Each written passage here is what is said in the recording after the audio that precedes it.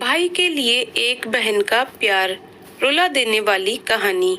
बहन की शादी को 6 साल हो गए हैं। मैं कभी उसके घर नहीं गया।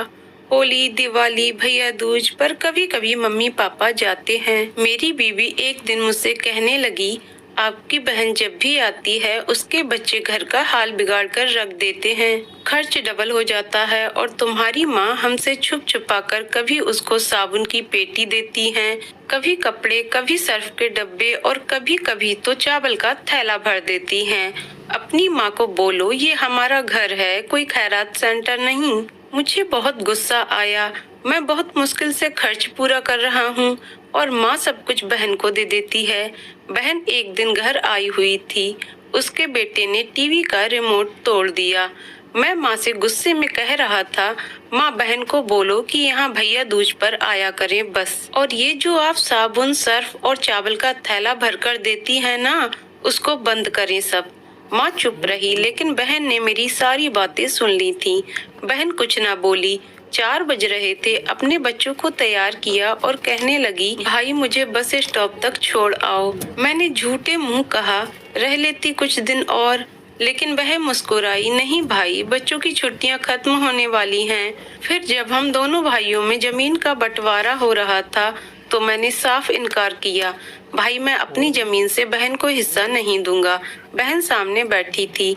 वह खामोश थी, कुछ ना बोली। माँ ने कहा, बेटी का भी हक होता है, लेकिन मैंने गाली देकर कहा, कुछ भी हो जाए मैं बहन को हिस्सा नहीं दूंगा। मेरी बीवी भी बहन को बुरा भला कहने लगी। वह बेचारी खामोश रही। बड़ा भाई अलग हो गया कुछ वक्त बाद। मेरे बड़े भाई को बीमारी हो गई। मेरे पास उसके इलाज करवाने के लिए पैसे नहीं थे। मैं बहुत परेशान था। 1 लाख रुपया कर्ज में भी ले लिया था। मैं बहुत परेशान था। कमरे में अकेला बैठा अपने हालात पर रो रहा था। उस वक्त वही बहन घर आ गई। मैंने गुस्से से बोला, अब ये आ गई है मनहूस। मैंने बीबी को कहा, कुछ तैयार करो बहन के लिए। तो बीबी मेरी पास आ गई, कोई जरूरत नहीं कुछ भी पकाने की इसके लिए। फिर 1 घंटे बाद वह मेरे पास आई, भाई परेशान हो? बहन ने मेरे सर पर हाथ फेरा, बड़ी बहन हूँ तुम्हारी, अब देखो मुझसे भी बड़े लगते हो।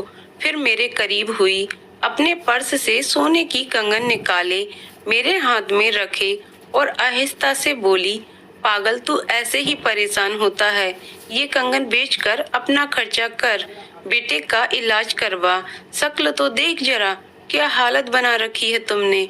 मैं खामोश था, बहन की तरफ देखे जा रहा था। वह आहिस्ता से बोली, किसी को न बताना कंगन के बारे में, तुमको मेरी कसम है। मेरे माथे पे बोसा किया और 1000 रुपए मुझे दिया, जो 150 के नोट थे, शायद उसकी जमा पूंजी थी। मेरी जेब में डालकर बोली, बच्चों को कुछ खाने के लिए ला देना, परेशान ना हुआ कर। जल्दी से अपना हाथ मेरे सर पे रखा, देख तेरे बाल सफेद हो गए। वह जल्दी से जाने लगी। उसके पैरों की तरफ मैंने देखा, टूटी हुई जूती पहनी हुई थी, पुराना सा दुपट्टा ओढ़ रखा था। जब भी आती थी वही दुपट्टा ओढ़कर आती थी। हम भाई कितने मतलब परस्त होते हैं, बहनों को एक पल में बेगाना कर देते हैं और बहनें भाइयों का जरा सा दुख बर्दाश्त नहीं कर सकती। वह हाथ में कंगन पकड़े जोर जोर से रो रहा था। उसके साथ मेरी आंखें भी नम थीं। अपने घर में भगवान जाने कितने दुख सह रही होती हैं। कुछ लम्हा बहनों के पास बैठकर हाल पूछ लिया करें, शायद उनके चेहरे पर कुछ लम्हों के लिए एक सुकून आ जाए। बहनें माँ का रूप होती हैं। ये कहानी उन भाइयों के लिए भी है जिनकी कोई बहन नहीं है या इस दुनिया में नहीं रही। तो दोस्तों, आपको कहानी कैसी लगी कमेंट करके जरूर बताइएगा। कहानी पसंद आई हो तो वीडियो को लाइक, शेयर करें और चैनल को सब्सक्राइब करें। वीडियो को पूरा देखने के लिए बहुत बहुत धन्यवाद दोस्तों।